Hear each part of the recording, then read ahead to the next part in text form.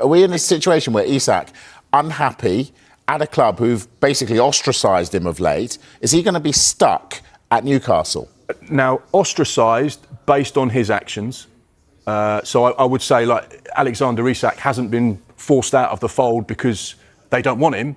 He's done things that have made the hierarchy at Newcastle say, well, actually, if that's the way you're going to act, then we need to remind you that this football club is bigger than you and you need to fall in line and do what we want.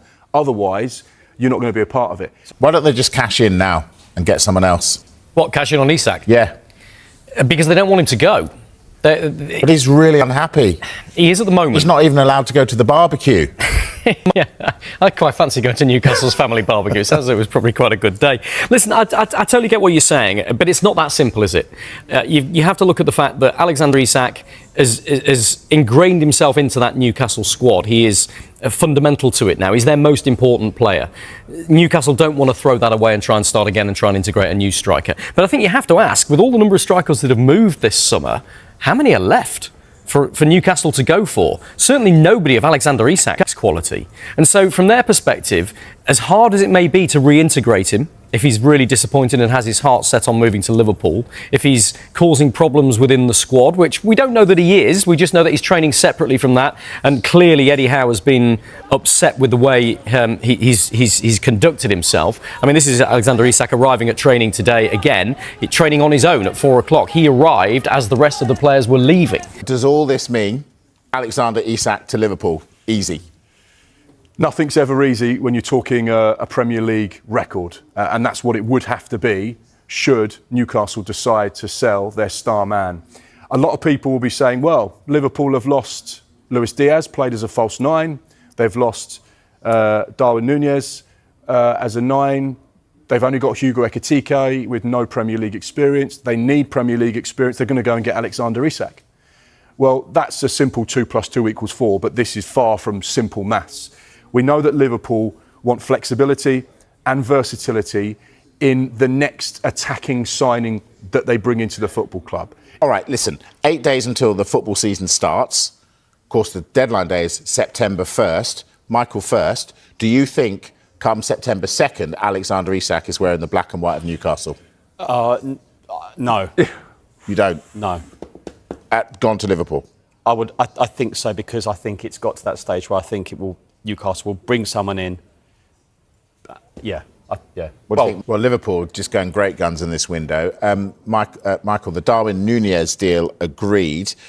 Is that going to go through? Because I gather the player hasn't said yes or no yet. He's been given permission to finalise the move. Now, there were reports earlier in the summer that he wanted to move on to be a first-team regular somewhere.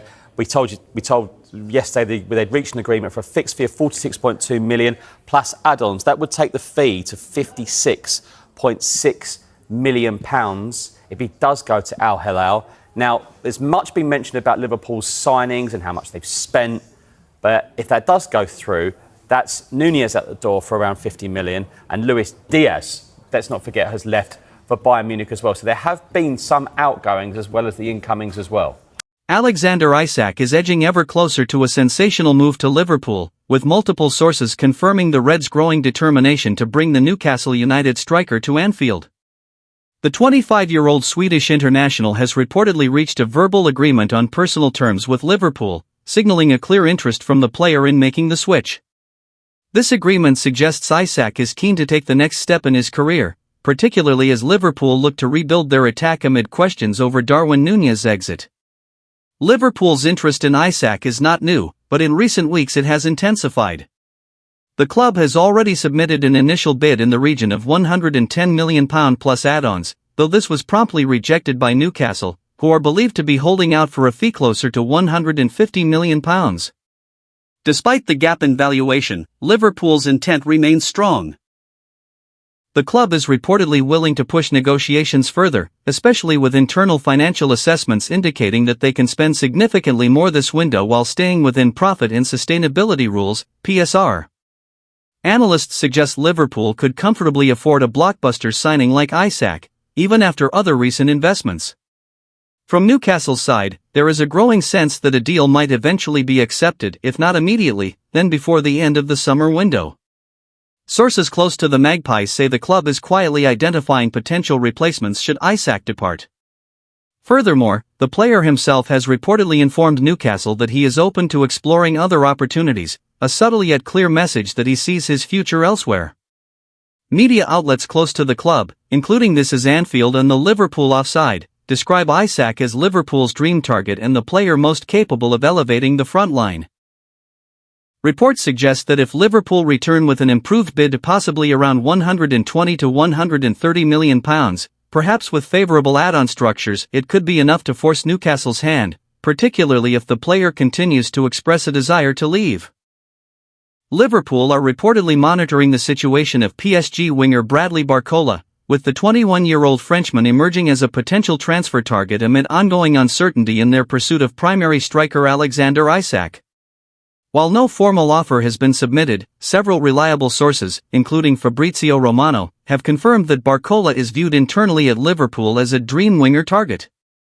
However, it is important to note that any potential move for the French international remains in the very early, exploratory stages, with no official contact yet made between the club and either PSG or the players' representatives.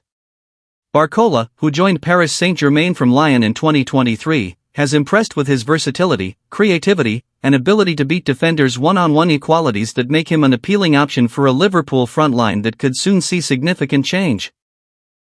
With Darwin Núñez expected to leave for Al Hilal and the Alexander Isak deal stalling due to Newcastle's steep £150 million valuation, Liverpool have begun identifying other players who could add a different attacking dynamic. In that context, Barcola is being considered as a tactical alternative, particularly for wide areas where his pace and dribbling could offer a new dimension. However, any hopes of landing Barcola this summer appear complicated. PSG are currently unwilling to entertain offers for the winger, who they see as a vital part of their future under Luis Enrique. Reports from L'Equipe and other French outlets indicate that the Parisian giants have no interest in selling Barcola and may even be exploring a contract extension to secure his long-term future. This hardline stance presents a major obstacle to any club, including Liverpool, that might try to tempt PSG into negotiations. Despite these difficulties, Liverpool's interest in Barcola signals a broader shift in transfer strategy. With several attacking targets being tracked, including Rodrigo and potentially other emerging European talents, it's clear that the Reds are keeping multiple doors open as they reshape their squad under new leadership.